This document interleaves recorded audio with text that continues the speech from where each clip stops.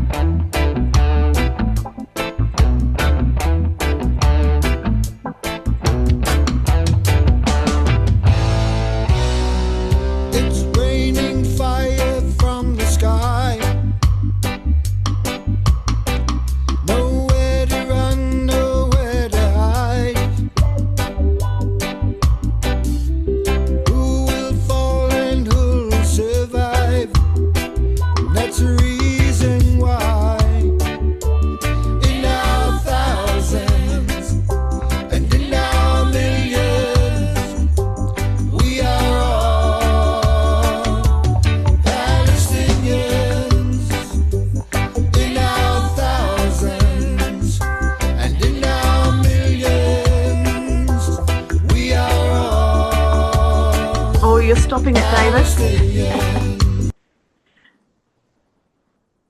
Okay, David, stop the music. So without further ado, and that is from Roger Fowler's amazing song that he wrote. And I'd like to welcome Hone Fowler, who is the son of Roger, was a very big part of Kia ora Gaza and worked for Gaza for many decades before he died in February this year. So, yes, so welcome Hone and Tawera, who are going to help me present this award today. So, I mean, as sure everybody knows about the story of what is happening to the people of Gaza, who have been effectively imprisoned and cut off from the world for the past 40 years, even when being bombed by the Israeli military's control of the borders. Israeli officials have expressed the intention of starving the people of Gaza, and many in Palestinian have suffered starvation. Caring people have tried for many years now to bring aid to Gaza, sometimes by land and usually by sea. These attempts have steadily grown in size, and in the attention they have compelled global governments and media to pay to the horrors inflicted on Palestinians by the Israeli government.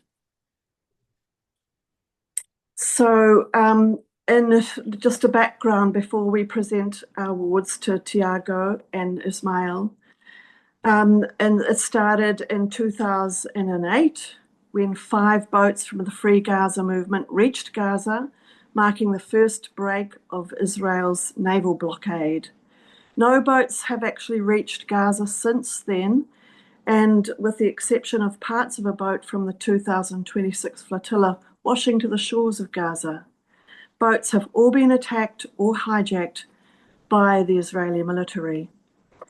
In 2010, Israeli troops raided the Mavi, Marmara, and 6 other ships in international waters and killed 10 activists and injured dozens, leading to global outrage.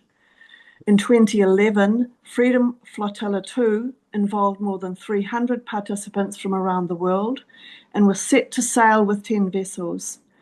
But sabotage of ships and restrictions imposed by Greece, where the boats were departing from, caving to pressure from Israel, kept all boats from sailing. The Dignité Al Karama came close to reaching Gaza. Israeli troops intercepted the ship. In 2012, the large sailing ship Estelle attempted to break the illegal Israeli naval blockade of Gaza. In 2015, Freedom Flotilla 3 made a new attempt with 4 ships. The Marian reached 100 nautical miles off the Gaza coast before Israeli troops boarded. In 2016, the women's boat to Gaza attempted to break the siege. The Gaza Freedom Flotilla in 2018, with 2 boats, Al-Awda and Freedom, met the same fate, and participants reported being assaulted by Israelis. Efforts grew in 2024, with the Gaza Freedom Flotilla attempting to bring 5,000 tons of aid on 3 ships. By 2025, Israel had begun attacking Freedom Flotilla coalition ships with drones, severely damaging the conscience of Malta. The IOF used chemical sprays from drones on FFC's Madeleine and Handala ships prior to boarding. In late 2025, a new organization, the Global Sumud Flotilla, sailed 42 boats, an unprecedented number. Several days later, the Freedom Flotilla Coalition sailed the Conscience with 92 persons on board, with the 1,000 Madeleine organizations, 8 sailboats.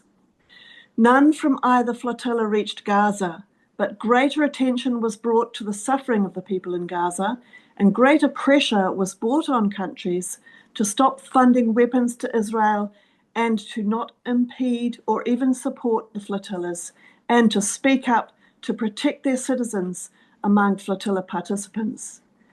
And Israel began dropping bombs on the boats.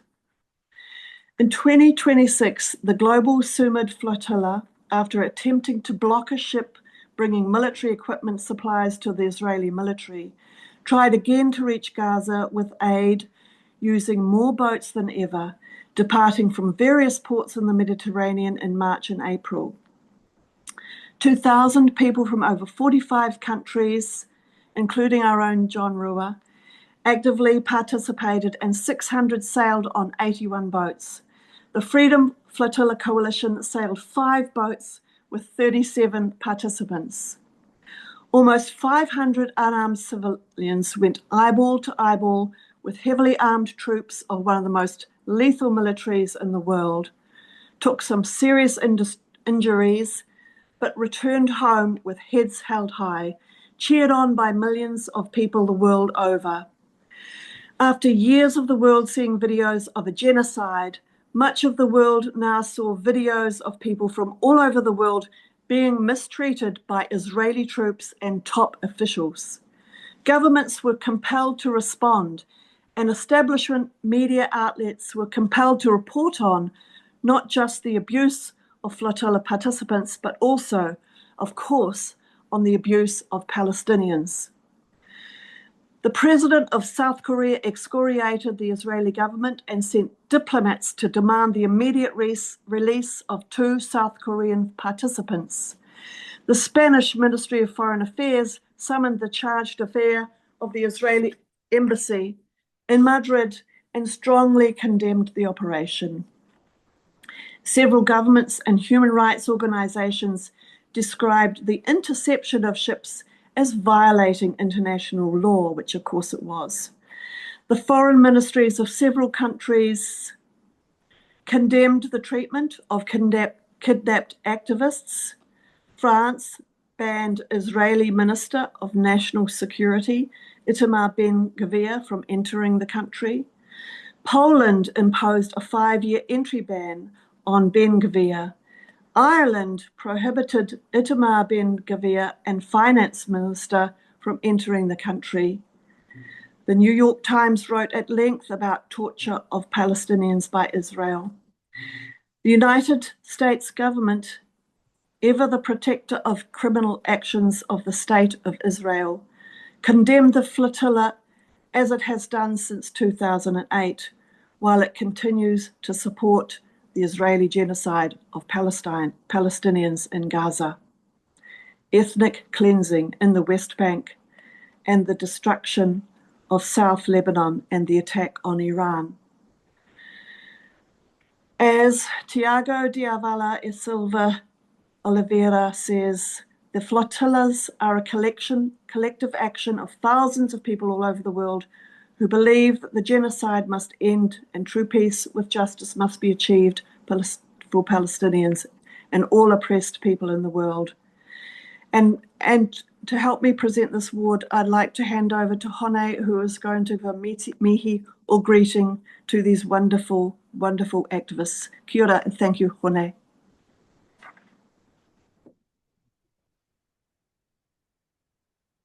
Tēnā koe, Liz.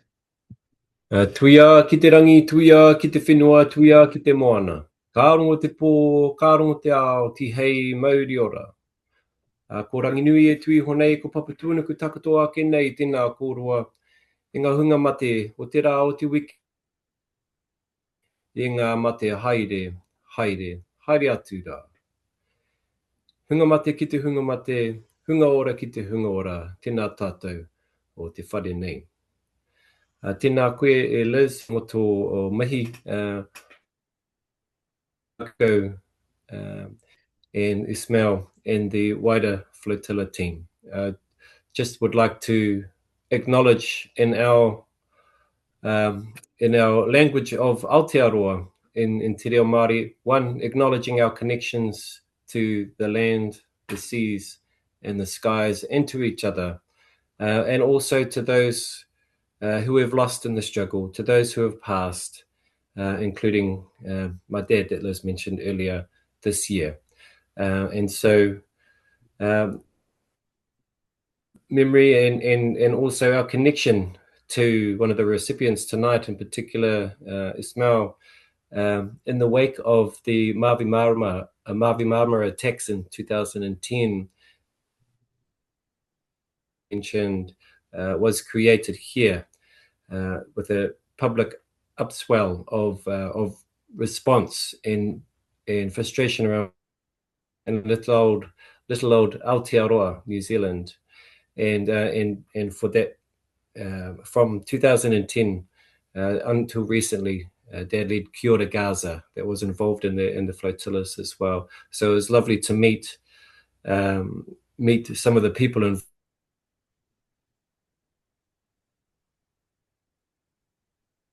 The massive work that has been done, that continues to build around the world, and that groundswell of public opinion is shifting the tides and acknowledging the work has had, particularly over the last year and a bit, and just want to acknowledge that and support Liz in awarding the flotilla group today. So without further ado, I'd just like to World Beyond War and support Liz with this kaupapa, tēnā tātou o te whare, i ngā rauranga tirama, tēnā koutou, tēnā koutou, tēnā koutou katoa. And back to you, Liz. Kia ora mai. Kia ora, Hone. Thank you so much. I hope everybody could understand. The struggle is also one of honouring Indigenous people all around the world. Kia ora. And Hone's sister here, Tawera, is also here. Perhaps we'll finish with your waiata after we've honoured the participants. Will that be okay? Thank you. Okay, so welcome to Tiago and welcome to Ismail. Are you here with us? We'd like to present you with these wonderful, wonderful awards. Congratulations. Thank you for your courage and your bravery and speaking out. And Tiago, handing over to you. Thank you. Thank you so much, Liz. Thank you so much, everyone. Thank you for this wonderful event. I've been listening here. It's lunchtime in Brazil as well, the difference of the time zone. But I'm very glad to be watching this activity. To me, it's an honor to be part of this World Beyond Wars activity. I've been seeing so many friends here from so many struggles. Uh, the last one, actually, right on top of my screen here is John. And I remember, like if it was yesterday, me and John in the military prison at sea, the military ship, and we were doing such a beautiful nonviolent resistance for people to have access to medication, to blankets, to more water, to a bit of cover from the sun or a bit of cover from the moist, and so many other people here that I admire so much.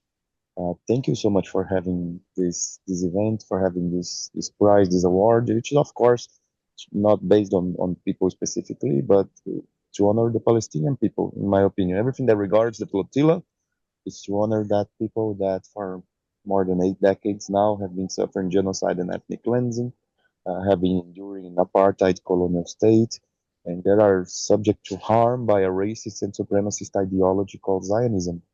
It's not a religious war at all. Like we see on the flotillas, people from all religions, from all ethnic groups on our boats, and the only thing that people are all together, they are humane, and that really unites everyone. So what made us go on the last mission and that made me and John go through so many violations, so much violence that time, is because people were silent about what was happening in Gaza. Back then, it was 7 months of the so-called genocide, or so-called ceasefire, and right now it's almost 10 months of the so-called ceasefire, and people are still getting killed. More than 1,000 people have been killed in Gaza by tanks, by bombs, by rifles, by drones, and the land is being stolen with the so-called yellow line that now controls more than 70% of Gaza and advancing every single day. And aid is still being restricted. Let's remember that in October 10, the ceasefire deal said that 600 trucks per day would enter Gaza, and that really never occurred. The United Nations said that it was necessary 1,500 trucks to enter Gaza per day to fill the nutritional needs and the basic conditions of dignity of the Palestinian people. But not 1,500, not 600, an average of less than 100 trucks entered Gaza these days for almost 10 months. And even worse, when we look at their plans, is to create a concentration and extermination camp for the Palestinians on techno-authoritarian regimes that looks like dystopian movies that before seemed like something that we could barely imagine. And we need to speak out about this. We need to keep on talking about this. We need to act upon this. So I'm glad that I'm here with people that not only speak, and speaking is important, but all of you act so much on this behalf in solidarity with the Palestinian people, in all the people that are oppressed in the world. So people here also speak about Lebanon, also speak about all the people in that region of West Asia. People speak about Cuba as well. People speak about Latin America under severe intervention by Donald Trump and Benjamin Netanyahu. I'm here in Brazil, and we are now in electoral period because Bolsonaro's family wants to take over the country and turn into a branch of Tel Aviv and Washington. So it's very, very tough, the situation that we're living right now, and we're doing our best not to fall like so many countries in Latin America have fallen in the last months. But we're doing our best. There's this famous revolutionary, a Cuban revolutionary called Jose Marti, that said that the best way to say something is by acting upon it. So that's what we need to do. We all here can analyze very well the situation, and we all here act upon the situation to be useful to the free people of the world, to be useful for a world beyond wars, for a world of true peace that comes with social justice. Thank you so much for having me here. I'm very honored to be with all of you. Gracias. Gracias, Tiago. Thank you. Gracias. Gracias. Let's turn to you, Ismail. Welcome. Welcome. Thank you. Good to see Thank you. you, everyone. Thank you, brothers Tiago, for a wonderful explanation. I would like to thank, first of all the comrades from the Freedom Flotilla Coalition, who has been an amazing work since 2008. And we have several comrades here from Canadian Boat to Gaza, Freedom Flotilla Italy, My Care Malaysia, Kia Ora Gaza, New Zealand, Ship to Gaza, Norway, and Palestine Solidarity Alliance from South Africa, Rumbo Gaza from Spain, Ship to Gaza, Sweden, and US Boat to Gaza from United States, and Free Gaza, Australia, and Ship to Gaza, Denmark, and UK campaign for the break the siege of Gaza. And we have a lot of comrades from the Freedom Flotilla Coalition and from the Global Smooth Flotilla to act against Israeli inhuman siege of the Gaza. Since 2008, there was 20 different attempts to break the inhuman siege of the Gaza, and only one of them has been technically successfully reached to Gaza. And what we believe that all those actions, 20 of them has reached to Gaza, sometime with the blues, sometime with the tears, sometime with the hope, sometime with the humanitarian aid. And in 2010, we lost over 10 comrades in the Maui raids. And I would like to ask 30 seconds for the people who has sacrificed their life for the freedom of Palestine and who lost their lives in the Maui raids.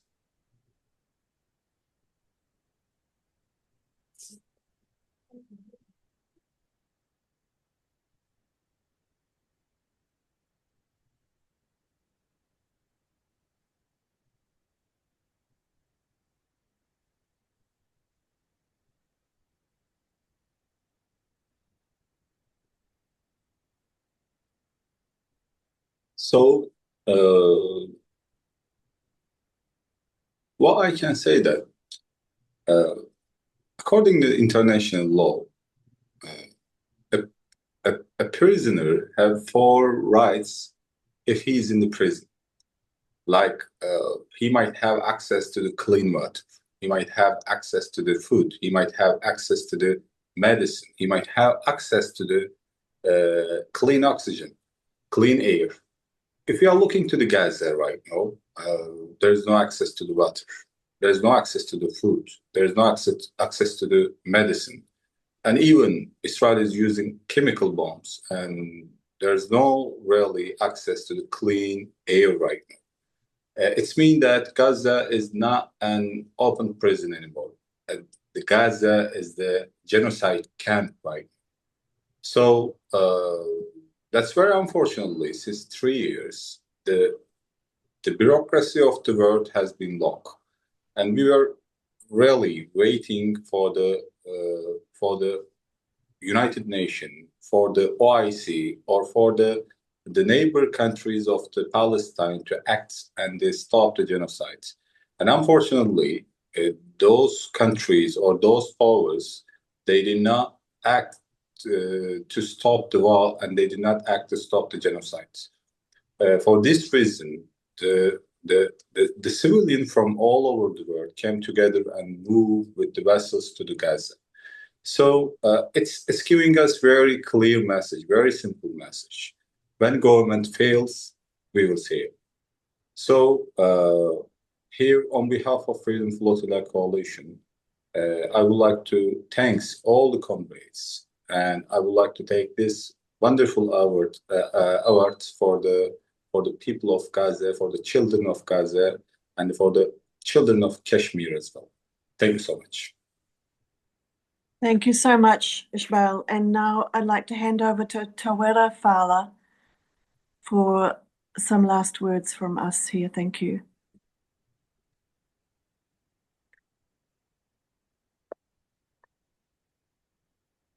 Tawera, we can't hear you.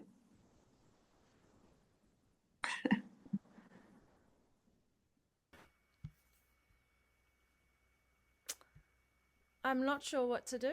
Yep, we can hear you now. Just yeah. turn the volume up, please. Okay.